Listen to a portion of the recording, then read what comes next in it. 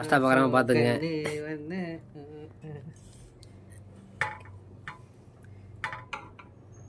சோஸ்திரம் ஆண்டவரே, சோஸ்திரம்.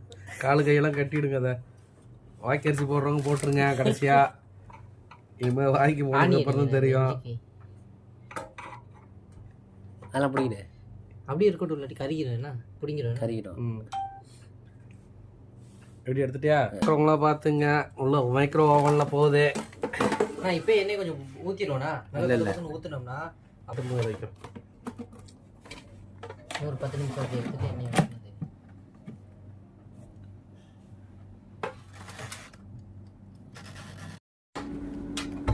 அப்புறம்ண்ணா